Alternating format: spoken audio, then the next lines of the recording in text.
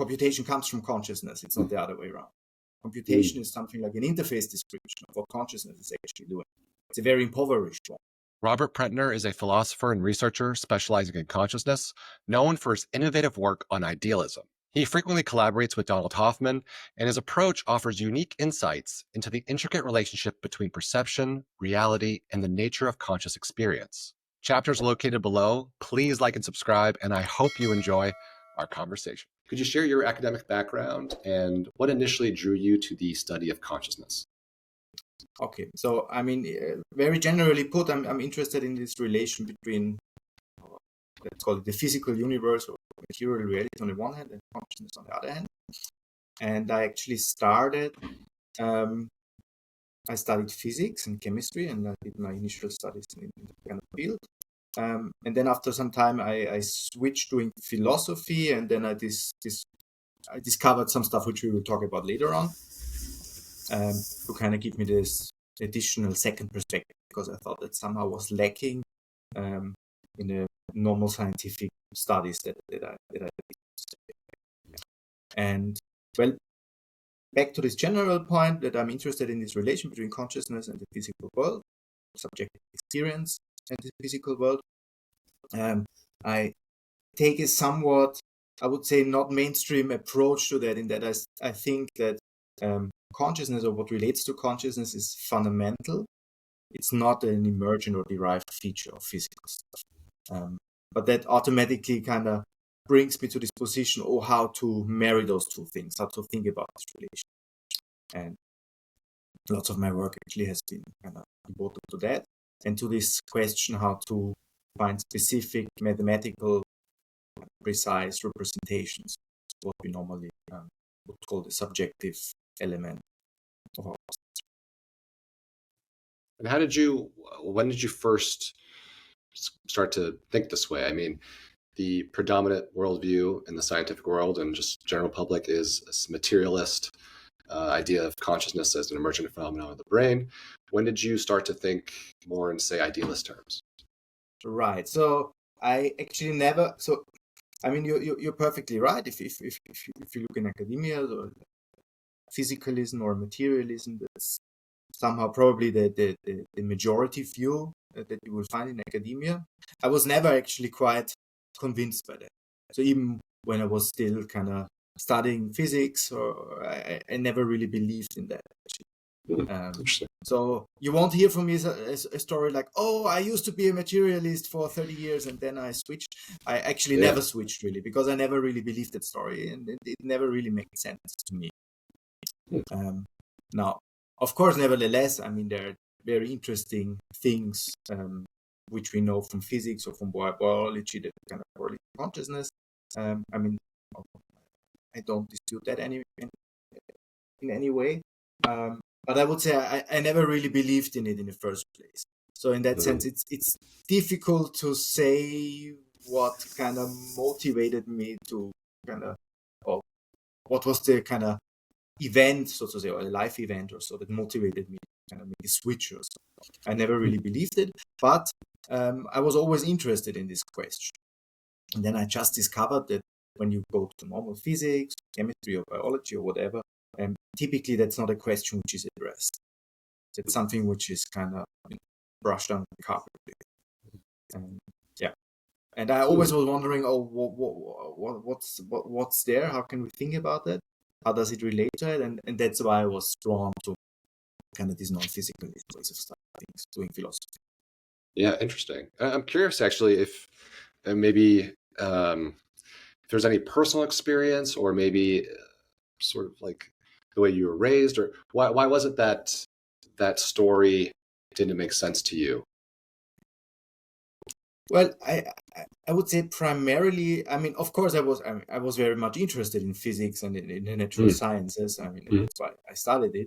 But I would say my interest primarily was, let's put it this way, an aesthetic one in some sense. It's a kind of very precise and concise and no nonsense way of understanding things, and I found it always very good. But I was never really convinced by the but his claim that it's kind of all encompassing, that it explains everything there is about life. And I mean, I wouldn't say, I wouldn't specifically say, oh, there's a certain event that kind of triggered that. I just think that the whole, I don't know. There's so many things in life actually which seem not to be at least straightforwardly explicable by kind of purely scientific outcome. Understood, yeah. Whether you're interested in religion or in ethics or in art or whatever. I mean, I'm personally, when I was young, so to say, younger, I was always very interested in music, for example. And I never found that to be, or this experience that you have when you listen to music, for example, this experience, I never found that was quite, the physical explanation of it really got to the core issue. Oh, sure. Yeah, the magic, sure. And were there any like key thinkers or philosophers who had a significant influence on your views of consciousness? Well, key thinkers. Well, when I was an undergrad student, I read a lot of Schopenhauer. I found it very interesting. Because he kind of laid out at least in the beginning, he laid out a very idealist sounding philosophy, but it got a very interesting twist in a sense that it's not this kind of standard idealist idea of subjective idealism. It's deeper than that. Later on, of course, when I studied philosophy more seriously, there were other philosophers as well, which were very important. Plato, Kant, like Whitehead. So these kind of guys. When you ask me about philosophy, when you ask me about scientists, I always had a very, I always found Erwin Schrödinger, actually, so one of the founders of quantum mechanics, to be very interesting. I mean, Schrödinger was, especially in his later part of his life, when he was a bit more explicit about it, very much influenced by Eastern ideas. Right. So he had this crazy view about, crazy, I'm not sure whether it's really crazy, actually, but many people would say it's crazy. This idea that there's one, so to say, one mind idea. The universe is basically one mind. So he had a lot of. If you look at various early kind of pioneers in quantum mechanics, they had some very non-standard views. Today, not call them non-standard. So Schrödinger was one of them. There were others. Okay, cool. And one, say, modern thinker, a collaborator of yours, someone who will be well known by viewers of my channel, Donald Hoffman. You started working with him years ago, and I would love to hear how has your collaboration with him shaped your research, and what are some key insights you've learned from working with him? Well, I would say that was one of the major events in my academic life, so to say.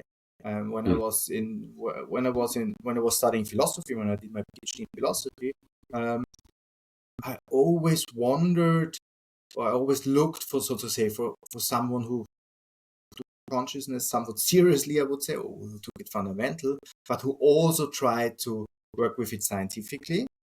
And there were not so many people actually who did that at this time. Now it's a bit changing, but at this time there were really not so many people. And then I discovered the work of Don, and I was really very impressed by the fact that he's doing what he does, and that's why I contacted him. And then after some time, I was basically lucky to secure a fellowship. And that's when our collaboration, so to say, began. Yeah, and absolutely. it was really important. I think like if I reflect back, so to say, that was one of the very important things that happened to me in terms of my academic upbringing. I bet, yeah. And I've interviewed him a few times, and he's such a guest. He's such a wonderful guest to have on, and I've read many of the papers that you've worked with him on actually over the years, and I'd love to hear. Can you give us an idea of sort of the evolution of your thought on consciousness, and sort of like, well, you gave us a sense of, as a young person, what your idealist views were. But I guess as you started to actually conduct research and publish papers, can you trace a story arc basically from like when you began to where you are now? So I mean, I would say I was initially drawn to the more responsible part, so to say, which is the interface theory of perception, and this whole idea, our perception is shaped by evolution. But that also entails that it's not shaped through kind of preserving, observing independent, or so to say, real, in this sense, real structure of our environment. So when you, again, I don't know, when you look around and you see all the spatial structure, and time, and various symmetries in the world, and that basically, according to that theory, it's an artifact of our perceptual representation. It's not kind of characteristic of the way how the world really is, independent of that. So that was my initial, so to say, my initial point of entry into this whole business. So that's really an interesting perspective. Now, when it comes to consciousness, I think you need an additional step, right? You have this interface theory, and it's really interesting, but we have this kind of natural urge to ask, what lies beyond those interfaces, right? So it's very similar to this story that you can tell in the history of philosophy with Kant. Kant talked about these kind of limits of reasoning about things beyond our empirical / scientifically tractable experience, so to say. So the world beyond the phenomena. And there's always this kind of natural urge in humans to think, okay, now what lies beyond that? What can we still say something beyond that? And I think that's the same thing with interface theory. And one of the options that you have requires something like a leap of faith, I would say. But still, I think it's a viable option, or you can make it into a viable one, at least, is to think about consciousness. And that kind of connects very well with the basic interest which I have. Interesting. Yeah. So I think I think that's so to say where I'm at now. So trying to combine or think those two aspects together, like having consciousness or something which is similar to consciousness, is a kind of very fundamental ingredient of the universe, if you want to call it that way, plus interfaces, plus the interface theory. Gotcha. Yeah. So you're trying to, let me see if I get this right.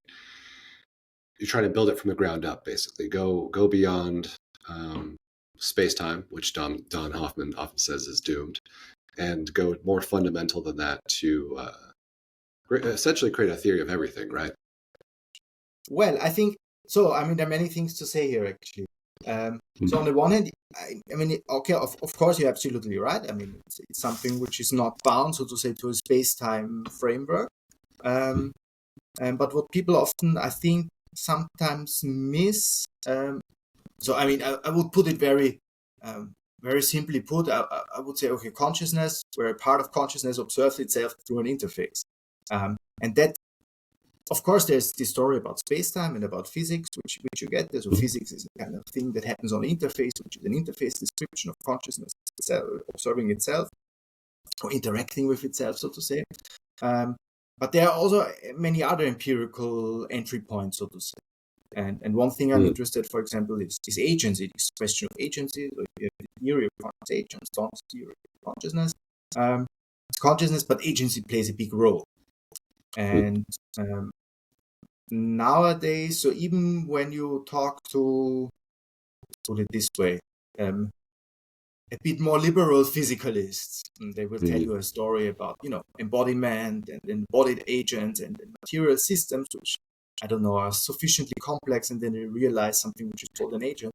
And I would say, no, I would say, not really, that's just an interface representation of agency. So there's a difference between agency, which is part of this, I would say, you can call it a virtual realm or a non-physical realm or part of consciousness, so to say, related to this conscious agent network, and the way how it manifests on our physical space-time, so to say, interface.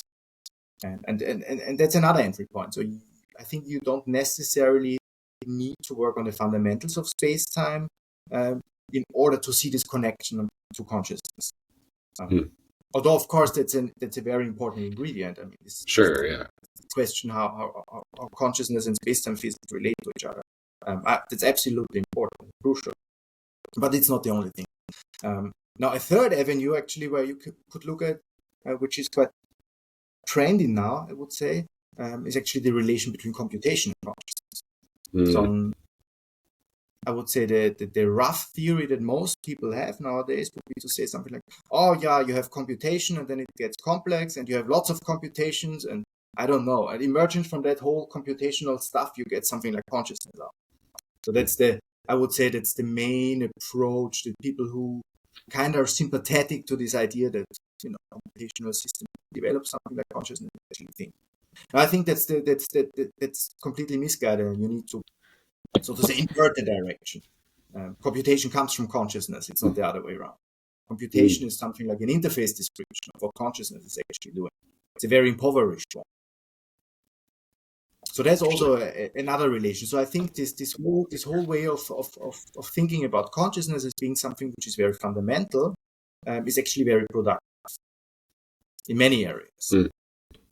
Yeah, so you don't necessarily need to think about it in this old kind of way of conceptualizing things, of building stuff from the ground up. I think it's more about projecting stuff out from the ground. Yeah. Sure, yeah. And it's fascinating too how far it seems like idealism has come in terms of its how many people are getting on the train, are starting to move over to that side, and it's becoming more and more popular. And whereas I feel like, let's say 20 years ago, maybe even 10, 15 years ago, it seems like it's getting traction, if that makes any sense. Do you agree with that? Yes, definitely. So that's something which you can observe today. I think if you put it into a historical perspective, and I'm a philosopher, so I kind of like to look at things from this lens as well. It's a very natural thing. So this, as you said, so this status that we had, the status quo of 20 or 30 years ago, what it was kind of a bad thing, that's actually a quite recent phenomenon. So only in the, let's put it in the 20s or so, or maybe a bit earlier, kind of the influence of idealism kind of waned, especially due to in the Anglo-Saxon world. But that was not the case before. So basically, idealism was the kind of, the most dominant, or one of the most dominant ways of doing philosophy in the 18th century. So it's just one could also say it's just, it's this natural wheel that is turning, and now it seems to be turning into another direction. Now, the second thing which I need to say here, when you say idealism, it could actually mean many different things. So there are many different ways. So there's a kind of standard subjective idealism, which you might associate with Berkeley.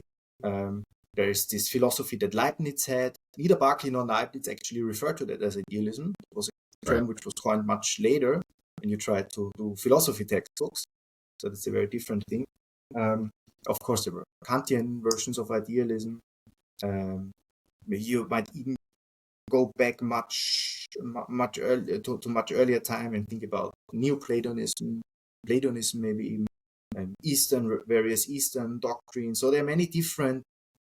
I would say there are subtle differences between those things, and one shouldn't just use one big kind of label for them all. I think it's slightly more complicated.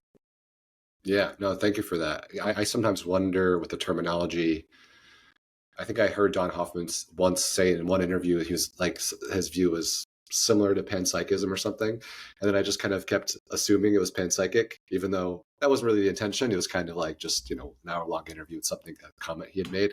And I've been corrected on many of my comments, like YouTube comments. People are like, no, he's not a panpsychist. That's not exactly right. So you're right. There are many gradations or lots of niches or ways to describe the idealism. What form would you say you ascribe to now?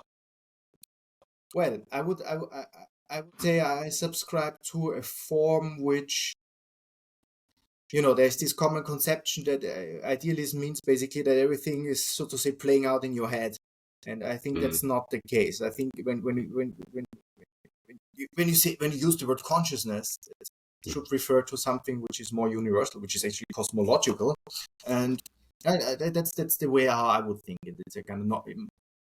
Well, to use another old word, maybe a non-dual way of thinking about things. I think that's the better way to approach things. Actually, let me comment on panpsychism, and there is a common misunderstanding. Actually, a lot of people have it. There's a very broad sense of panpsychism, which is just panpsychism is whatever view assumes that consciousness is something which is irreducible and ubiquitous in the universe. So in that sense, of course, Don is a panpsychist, as am I. Now, there's a much more narrower sense of panpsychism, which identifies with one particular strand of panpsychism.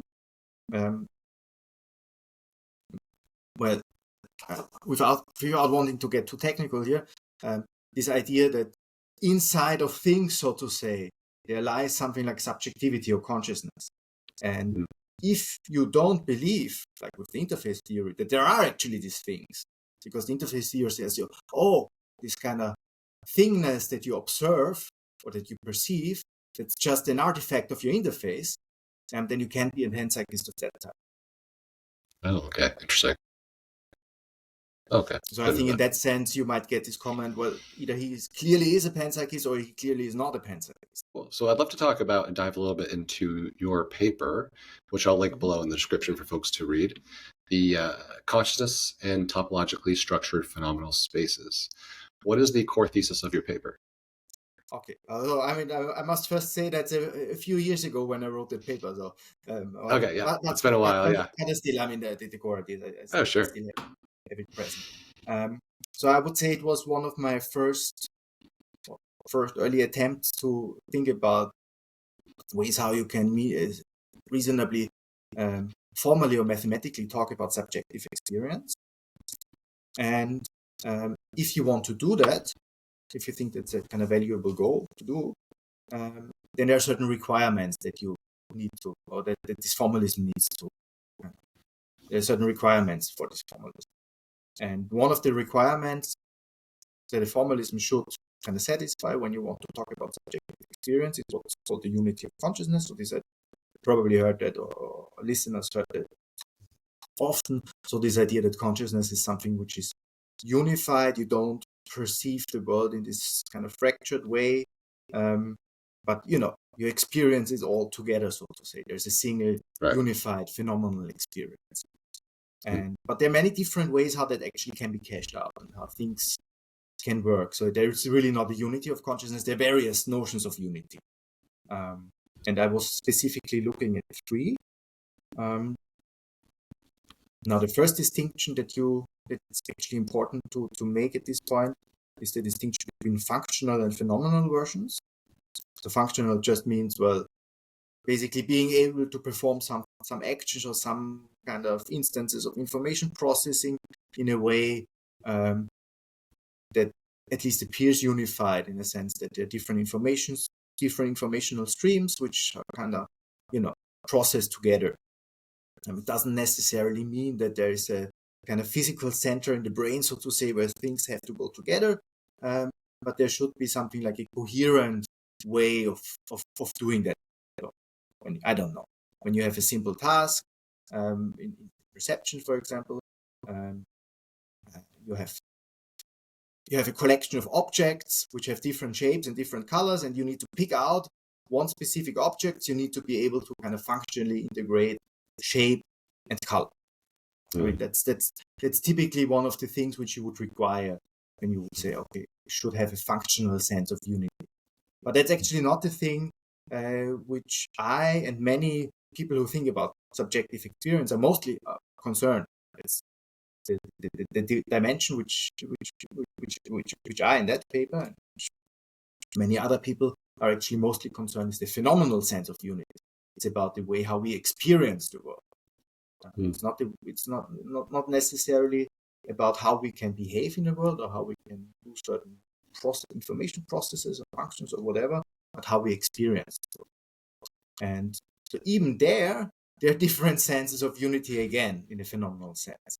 And the most prominent one in consciousness studies, something which David Chalmers, a well-known philosopher, called the subsumptive version of unity. So this idea that there's one, so to say, overall subjective state which subsumes all different parts of consciousness. There are different ways to spell it out, different ways to also think about it. I'm very much interested in what one technically term a transcendental version of unity. You might have heard it with Kant. So the idea here is that Kant actually believed that you don't just encounter, so to say, unified things in the world, but it's really a synthetic kind of capacity of minds when we perceive the world to kind of make it unified, to make our perception, to unify our perception, to synthesize that. Like an active role? Yeah, well, in some sense similar. Well, one can discuss that. I mean, whether it depends a bit whether you when you think about an activism, whether you would assume in an activism that something like unified objects exist, or whether an activist would say, okay, that's something which is created in the act of being in the world, and that's much closer to a Kantian perspective. I mean, there might be subtle differences actually. Yeah, sure. But yeah, I mean, there's a clear relation, a clear, so to say, historical path actually that you can go. Anyway, so when we're going back to the paper, so those were two different senses of unity, which I actually tried to make plausible within one form. Interesting. And how did you do that with topology? Well, I mean, one so to say, one result would be to say, okay, you should have at least a notion of topology or topological space in order to make sense of experience being unified, or having a unified experience kind of requires to have a formalism which at least lets you allow to define topology. So that's the basic connection. I mean, but of course, topologies, there are many topologies, and that's a very general term. So it might be that in a specific instance of subjective experience that you're interested in, there are kind of different topologies that might play a role here. And not any topology kind of is, not anything works, but at least it should be. Yeah, interesting.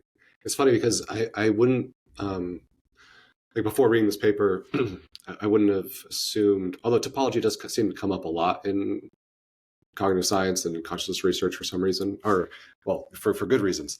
But if you were to ask someone on the street, do you think the study of topology could impart much on this question of consciousness? I don't think people would assume that studying, shapes that are,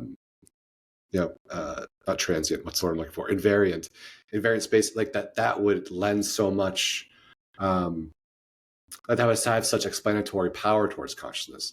So could you help someone like myself, or just a random person, can you help maybe like sort of bridge the gap as to why topology helps in this endeavor? So, I mean, there might be two issues. I mean, the biggest issue is first this more general question actually. Whether you think that mathematization of consciousness makes any sense or is helpful in any way?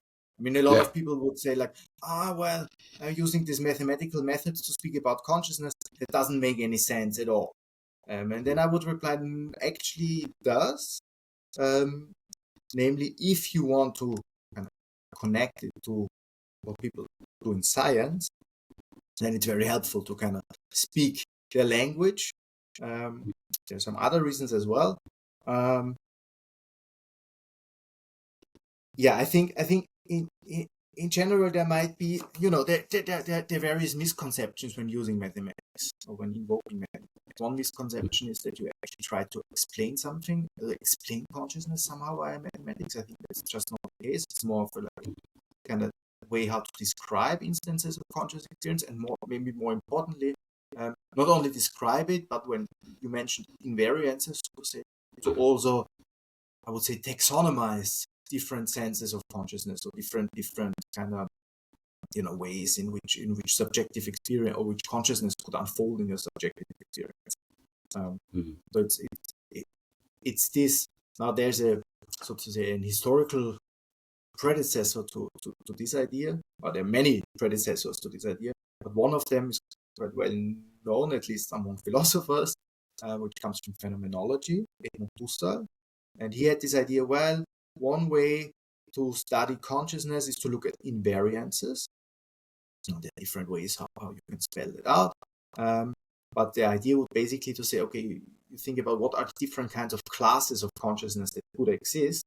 And if you ask this question, or if you think that's a reasonable question to ask, then you're automatically on the track to a kind of mathematical structural representation. But that all being said, it might be that it's just one aspect of subjective experience which is captured here. It doesn't mean that there's everything to say about subjective experience can be said this way. Oh, sure. But that's an important caveat. You could give us potentially, let's say, like, can you give us an example, perhaps? Like, how could a topological structure help in describing phenomenal properties of consciousness? Are there any examples from the paper, or maybe other works that you've done that could help elucidate the idea of it? Sure. So I actually wrote just published yesterday actually a more recent paper on this whole business of mathematization applied to phenomenology. But I mean, there are some technical terms which are used there. So I'm trying to minimize that for the sake of explanation. But there are some typical ways that people thought about certain important structures of consciousness. And now, again, I just mentioned Husserl and phenomenology, and that's a whole tradition of thinking about things. It also relates to what you brought up, this theory of enactivism and approaches in enactivist cognitive science. They are also, so to say, an outgrowth of this kind of way of thinking. And one example which is often discussed is time consciousness. So if you think about the interface theory of perception for a moment, I may bridge to that. Interface theory of perception would say something like, well, this whole idea that, reality is structured temporally, like we experience it, this tense way, distinct now, future, past, and so on and so on. It's kind of an artifact of our interface. So that's something which the interface theory would say. Now the phenomenologist would say something which is actually very consistent with it. They would say, okay, the experience of temporal objects, for example, the experience of a melody that unfolds over time. So, it's not something which is just given, but something which is in some sense made. And the way how this is done, according to Husserl, and it's one hypothesis, is that you kind of always, that your experience always kind of implicitly relates previous moments and future anticipations to actual sensory experiences. And that defines a way how things are connected to each other. And that's very close to actually a topology.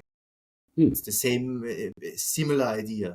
Mathematically, it's basically the same idea. So in that sense, our phenomenal time consciousness is directly related to representation in terms of.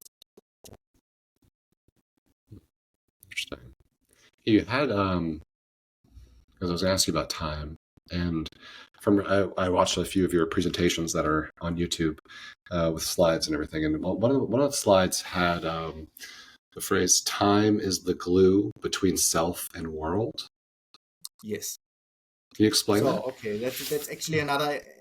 It's another example of what I just wanted to say when you think about phenomenology. Another thing which is kind of, according to Husserl and to his followers, which is very characteristic of how we consciously experience the world, would be to say, okay, we tend to experience the world in this way. There is a subject somehow directed at some object, some world outside. And if you think it through, it might be the case that this temporal experience, which I just talked about, really, in some sense, lies at the root of this distinction between a self that's surrounded by a world. And if that's the case, then you could metaphorically say, okay, time is the glue that holds those two things together. In some sense, there's a more, let's say, an original experiential principle, which then unfolds in a way that you have the subject-object split, which is mediated by our temporal experience. And Husserl as well you refer to him a lot in your work. The one of the things I want to ask you about, there was this thing that you pulled in. His method of choice was variation and imagination. Yes. Yes, could you explain that? So I mean, that was, so to say, as you said, it was his method of choice, or Mm. a very simple way how he illustrated his method of finding invariances. You have a conscious experience, let's say, of a red object, and then you try to, like in your imagination, you vary certain properties of it. Let's say, okay, you have the red object, now let's turn it into a blue object or into a green object. And when you do that, so believe, you are able, or you will find things which you cannot change, or things which always stay constant. So if you have this colored object, you can go through all the colors, but then you will find, okay, but it's kind of impossible to imagine a situation where the object is not colored, or where the object has not a shape. So that seems to be a very basic characteristic of our experience, that things appear as having colors and shapes and whatnot. Now, of course, the easiest explanation for that would be to say, okay, well, they're just physical objects that really have these things, right? That really are colored, or really have this shape. But according to the interface theory of perception again, you would say, but that might be actually not the case. That might be just an artifact of our perception. So that's something to be explained. Or another example of this variation would be these temporal objects that I just told about. You have a melody, and you could change the pitch, and you could change the tones, and you could stretch it, you could make it shorter. But you can actually, if it's an experience, it seems to be impossible to have something which has no temporal extension at all, just instantaneous, so to say.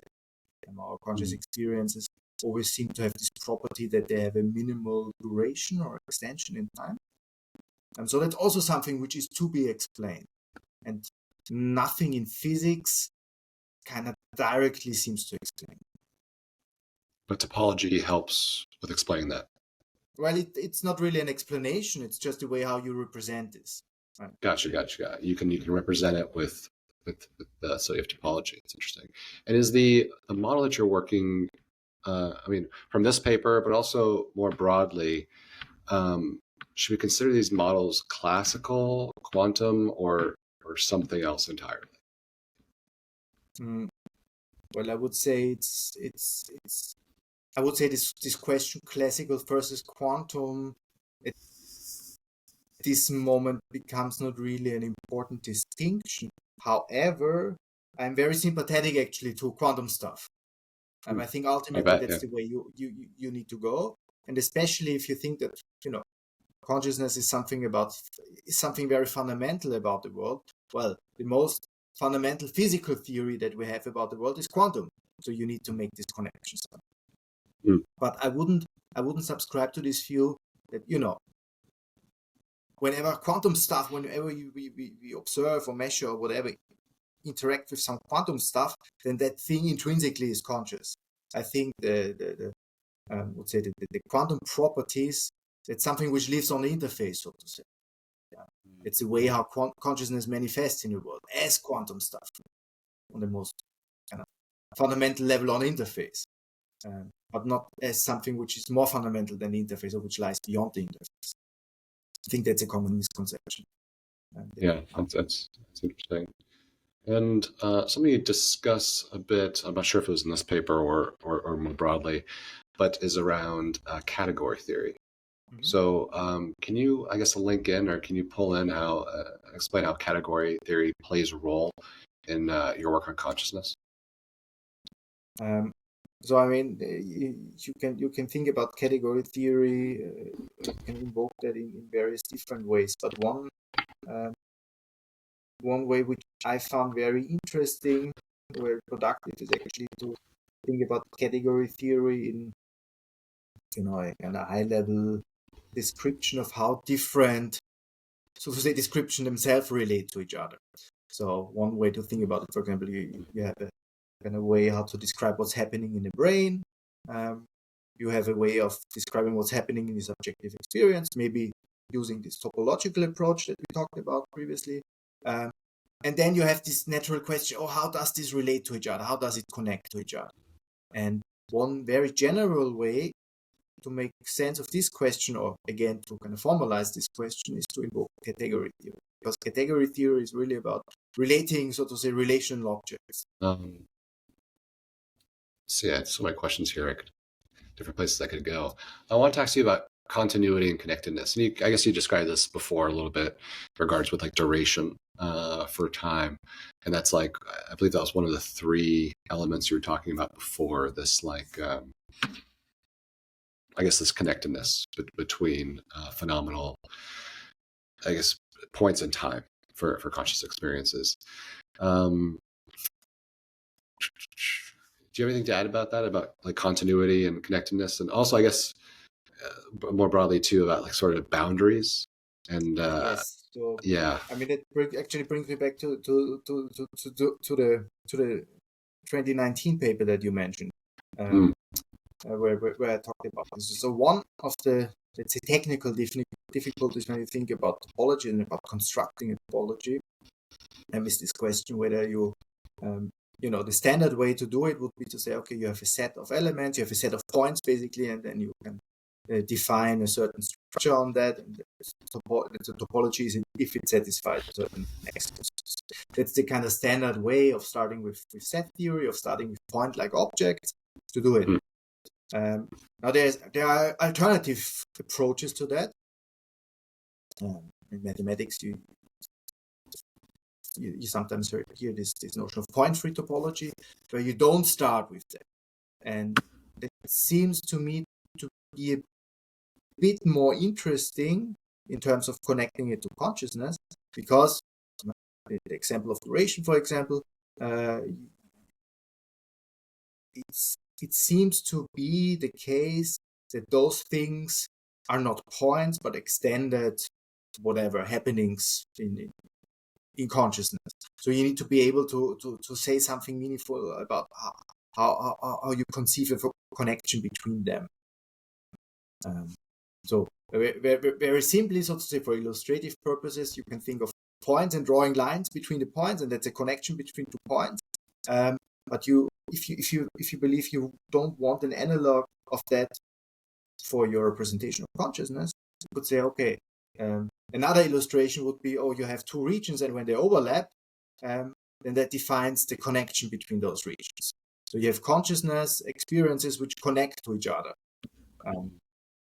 Now that's a different kind of formal starting point for constructing topologies.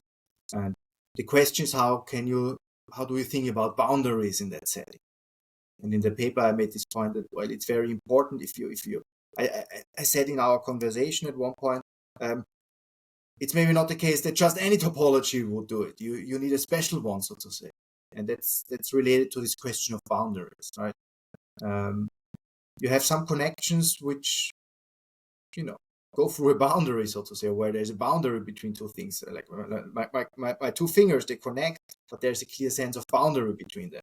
And you want your topology, you want your representation of subjective experience to mirror that.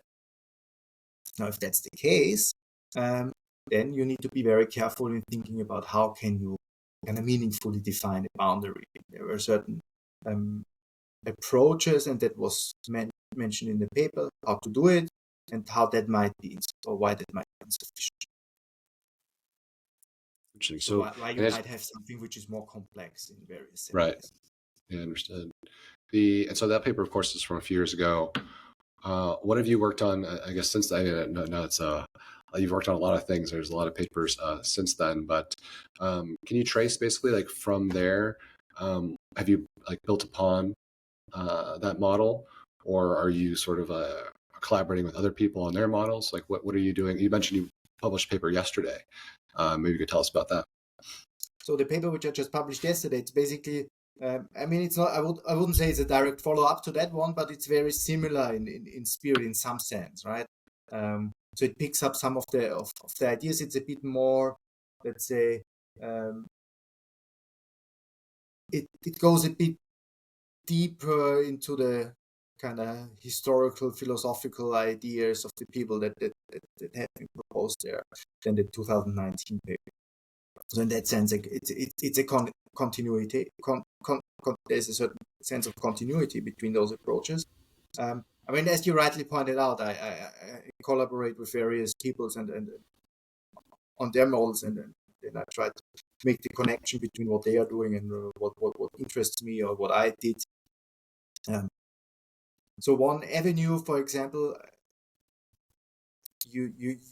I'm sure, and I saw it in your videos actually, that you're well aware of the fusions paper that I co-authored with Don and Chetan Prakash a few years ago, 2 years ago actually. Now, if you study that paper, if you look at that paper, you will see basically there are two, let's put it, two big ideas in it. So the first idea, and that's the title, the fusions of consciousness, the question how, if you have multiple conscious agents, as called in that paper, they combine to bigger conscious agent, how exactly does that work? And there's this mechanism of fusion where you say, okay, you have a dimensionality reduction in your Markov polytope, or in your Markov kernel that picks out a certain subsection in your certain region in your Markov polytope and so on. So there's this story. And the second story is this connection between the Markov polytope and physics, for the amplituhedron in that case. Now, if you take the first question, so you might think, okay, that's very much related actually to this whole question of how you can construct, whether it's topology or something else, it kind of represents our own subjective experience that we have. So there's certainly a connection between those works. It's not very explicit, but you can. Yeah. And are you working on, or maybe you published this already, but I couldn't find it anywhere, a paper titled Daoist, Unity of Science, the Bifurcation of Nature and Technology? Yes, it's actually a paper which is just in, I got the news that it's in the copy editing stage or something like that. So it should come out, but you never know. I mean, it's how long the publisher, so to say, need to prepare it. That paper, I mean, there's of course a lot of philosophy of science in the paper, but it also relates in some sense to the whole interface theory of perception idea, but it generalizes it to a more, like say, a more cosmological or general approach to all of nature, right? So the idea in that paper would be to say, okay, you have this, what I call the Daoist unity of science. You have this question, philosophy of science, about the unity of science. And that used to be a very popular question in the 20th century.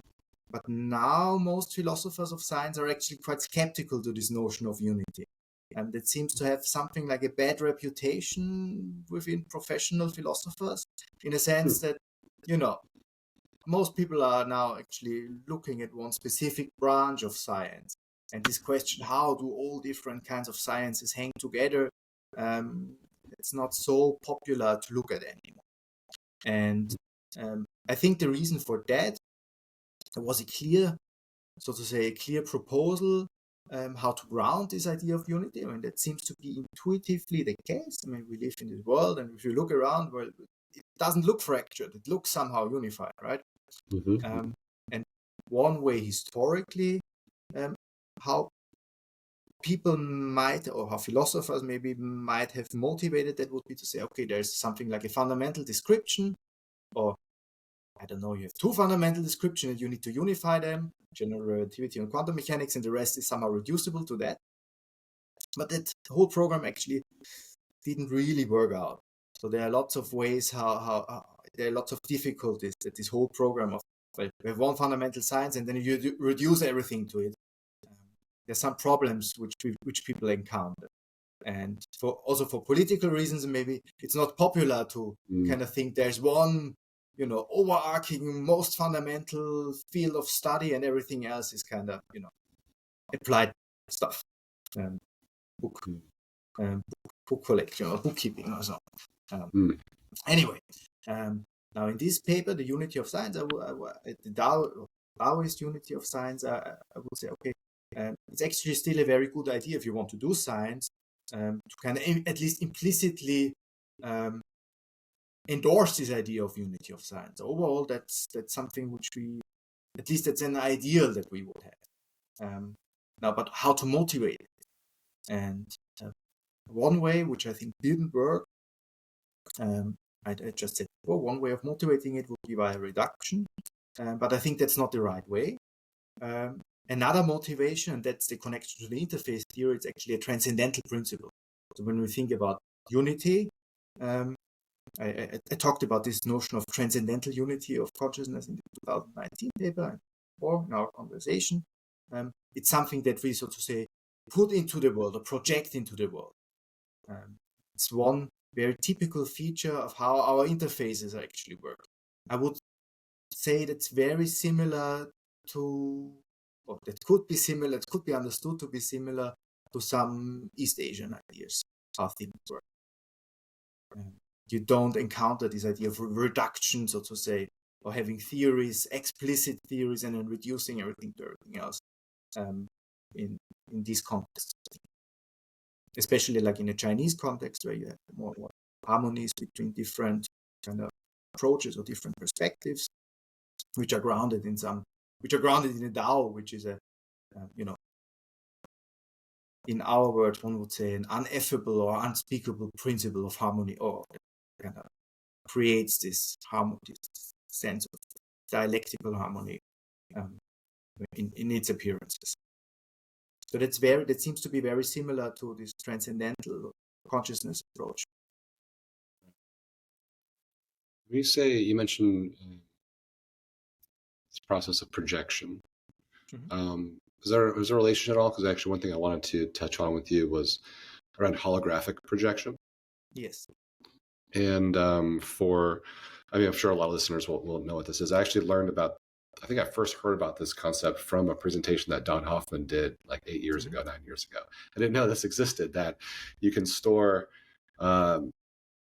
basically store information on surfaces, not in volumes, or more information can be stored on a surface than on a volume, which is very counterintuitive and still is mind-boggling to me.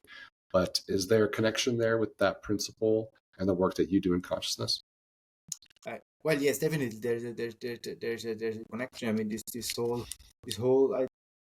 whether you call it the holographic principle or this idea that spacetime is something like an error correcting code. I think that's fascinating ideas. It's really great.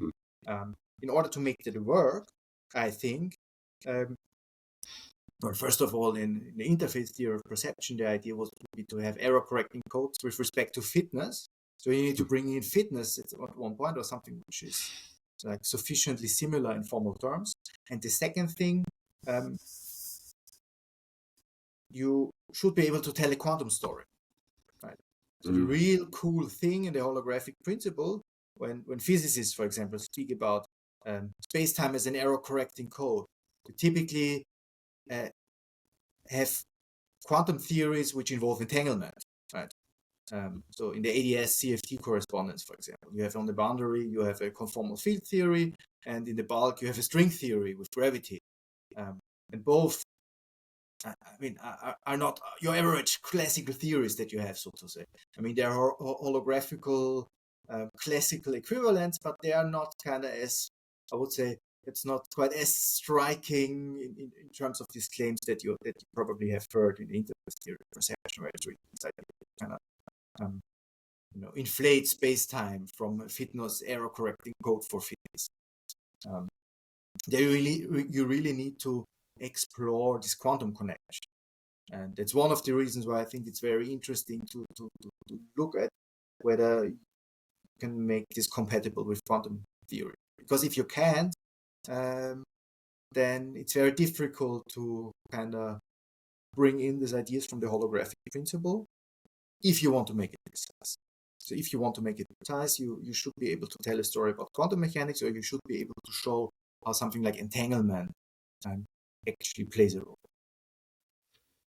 And is the idea in regards to error correction code and space-time, is the idea that within our interface, the one that we're working, you and me are working out off of, that it's error correction occurring, in space-time, but that's still just our interface. That's not actually reflective of, let's say, what's veridically there.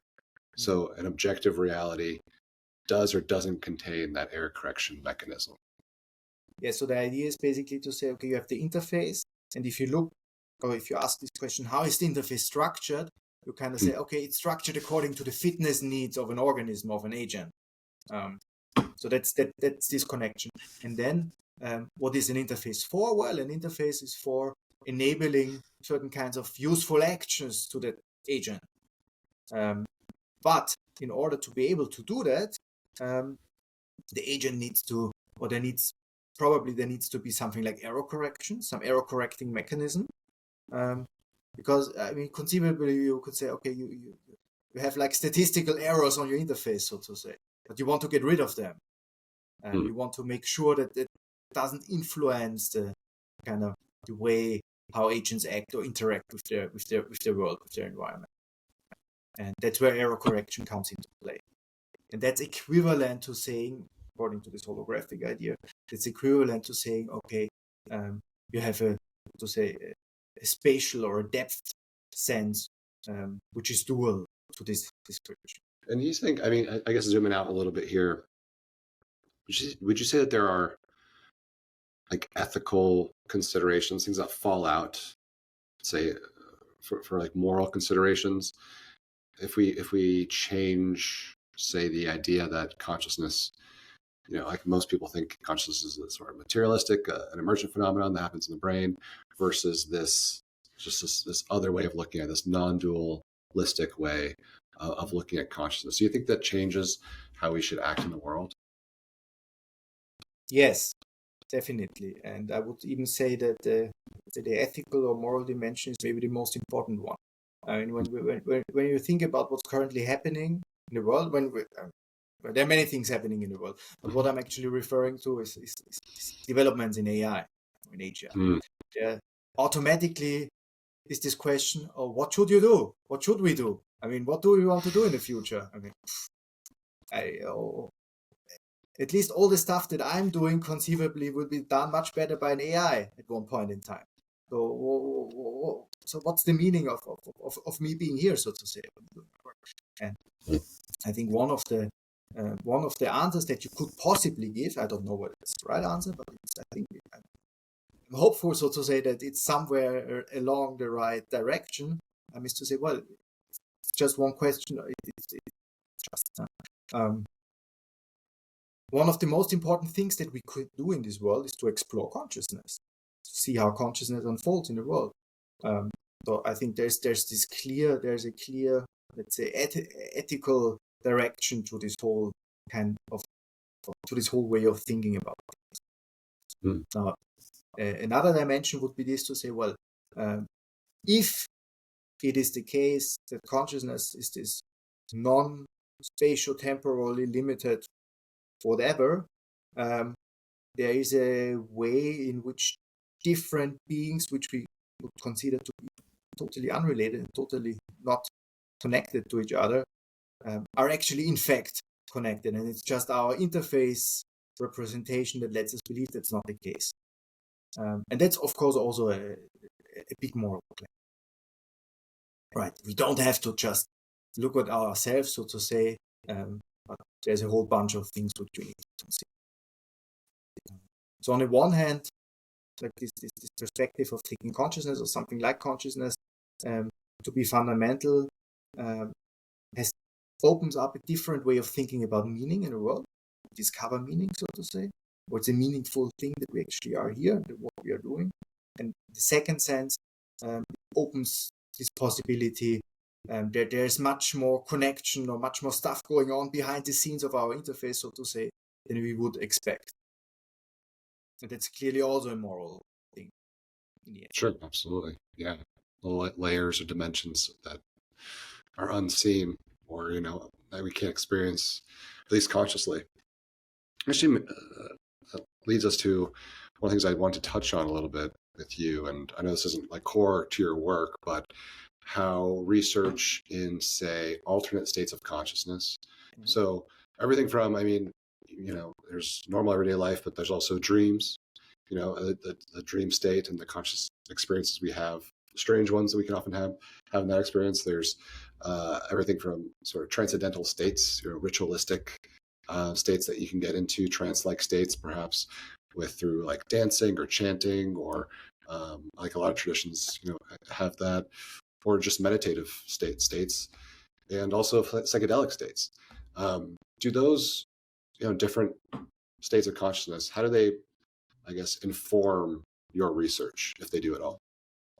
So there are I would say there are two different ways how you can think about those.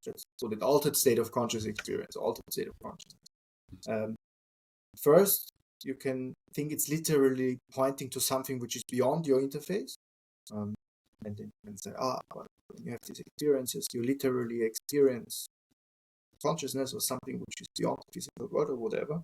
The second way to think about it, it shows you the flexibility and the different senses in which you can have interface. So after all, even if we have this alternative experiences, or this altered sense of experience, or this heightened sense of experience, or however you want to call it, we're still kind of biological creatures that experience that, or we still have, we're still at least related to a certain biological system or to a body. We're not the same as our body, but we're still related to it. And that makes it very unlikely that we could completely shed, so to say, our interface, or completely go beyond the interface. I think that those are two different senses in which you can think of it. Both is very valuable, but I think the second one is actually kind of interesting. It says, okay, what are the different interfaces, or different interface representations of consciousness that we could attain, so to say, in this life using various technologies? And that might be very similar to this whole idea, which I talked about before, when you asked me about this ethical question. This idea that one of the things that we could maybe, or that we should do in the future, or that humanity, so to say, will do in the future, is actually trying to explore different senses in which consciousness manifests in the world. And that's that's consistent with this second perspective. But as you said, it's not the core of what I'm working on. So right. So I'm speculating here, but I think it's absolutely. Yeah. Thank you for sharing that. Does your model? I think I know the answer to this, but I think it's helpful to hear it from the people working on it. What does your model say about free will? I think you can have two different senses. You can say, okay, it's just probability, and probability is not like free will. There's a sense in which we are free from certain external, stuff happens, but there's no reason why they happen. That's one way to think about it. The second way to think about it is actually to endorse something like free will. To say, okay, that's an expression of our free will. And free will, so to say, stays behind it. If you look at the quantum theory, for example, you will see, okay, there are Markovian kernels and they involve probabilities. Now there's a technical discussion to be had, how, so to say, how to interpret those probabilities. I mean, there we might have known this discussion between probabilities in quantum theory and probabilities due to our knowledge, so to say, our non-knowledge, and probability due to some ontological, because things are the way they are. So there's this whole discussion to be had. But irrespective of that, it seems to be you could either have a very deflationalist view about free will and say, okay, now that's just a fundamental non-determinism in nature that happens, or you can have this more stronger view about free will, which I am more sympathetic with, actually. Say, okay, that's an expression of the free will of an agent to do this work. Right now, I would say, if you just look at the formalism, that's not a decidable question. It's more like how you want to interpret it, how you want to go. Yeah. Okay, cool. Yeah, it's that's why I assumed you'd kind of land on that, especially given the fusions paper. I think Don actually said something very similar when I asked him about it. So, Very cool. Let's see. I just want to ask you, like, what do you have planned for the future? What's your future research looking like? So short term, I already talked about the two papers which are almost. One is out and one is almost out. I'm currently working with a student of mine on some paper on consciousness and AI. Actually, I hope that will be quite interesting. Over summer, or maybe in the later part of the year, there are two things I'm currently working on. One is to kind of explore this quantum stuff a bit more, which we talked about in this conversation. Then the other thing is that I'm a co-organizer of a big consciousness conference, which is scheduled in Hokkaido in Japan this October. Wow. So I'm very involved in planning that, in organizing. So that's my so to say my short-term things which I'm currently up to. A bit more mid or long term would be to further this connection between consciousness and physics that I talked about in the beginning. I think it's the most interesting issue that we currently have, especially this question, given the interface theory of perception, how to whether that can be generalized. So that's one question which I'm interested in. Whether it's, so to say, just something which is true about our perceptual faculties, or whether it's a more cosmological principle, whether it's a more general principle, how the natural world actually works. Right? So that's a question which I'm interested in. In some sense, it's also maybe a bit more philosophical, but that's fine.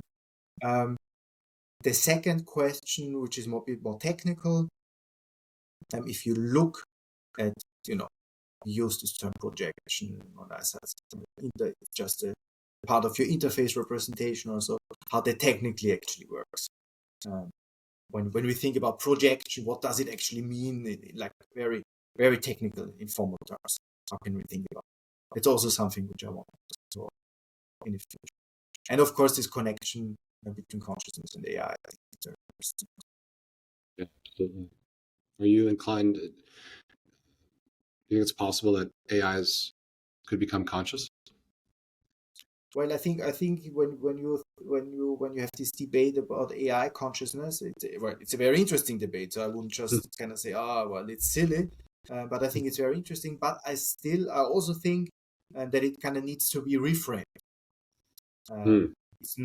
It shouldn't be this question whether we can orchestrate computational processes in a way that lets us, kind of creates consciousness, that boot up consciousness from some unconscious programs or whatever.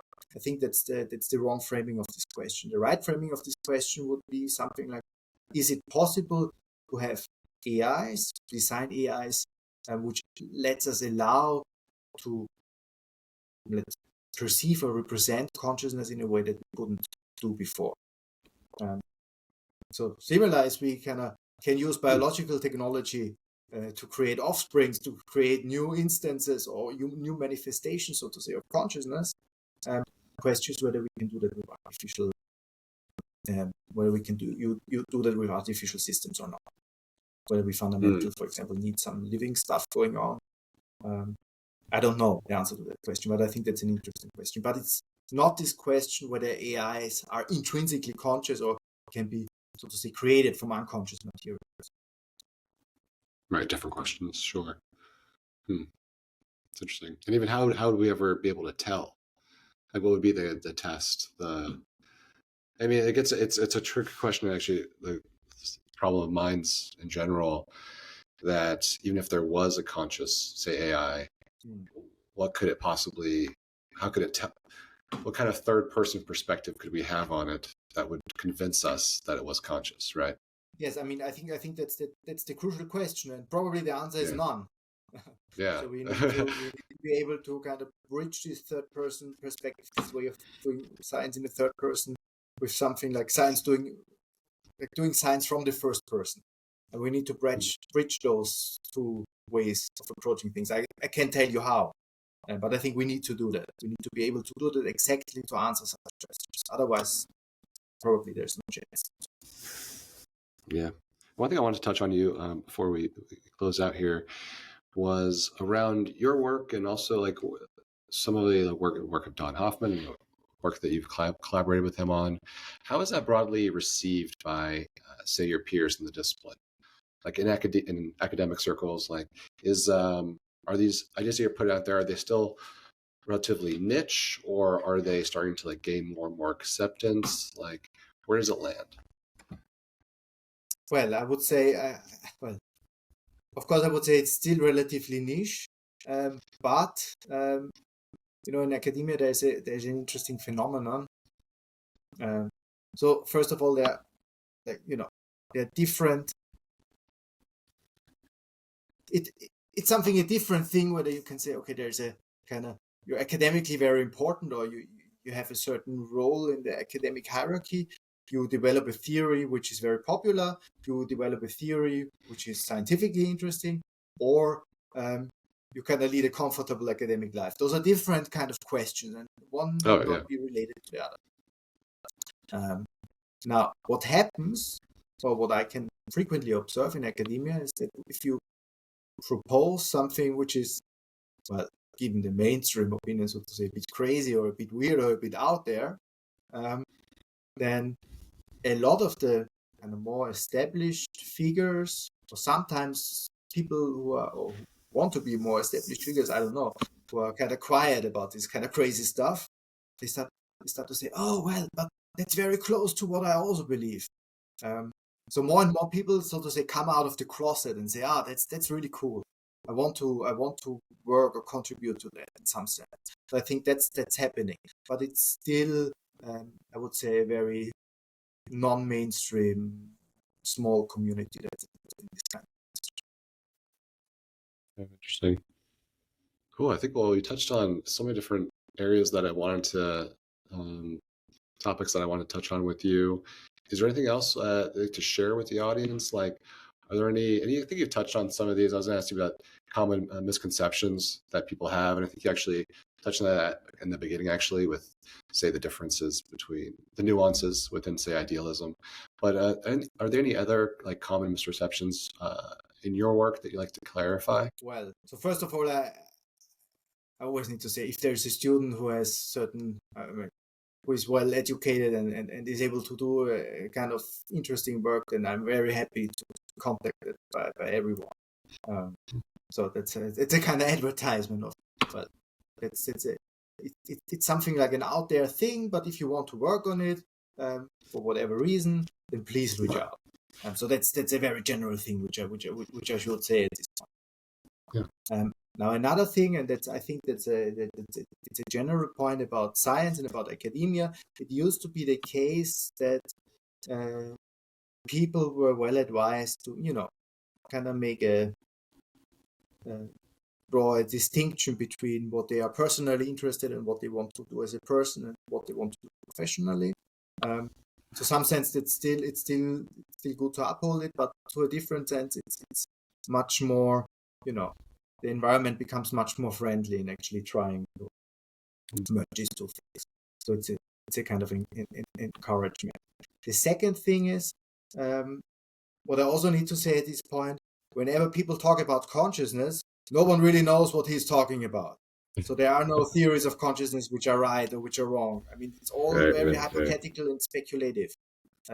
So when you have someone who says, I'm sure that this is right and sure this is wrong, then probably that's not 100% honest, or that doesn't really reflect the current state of play in the field, right?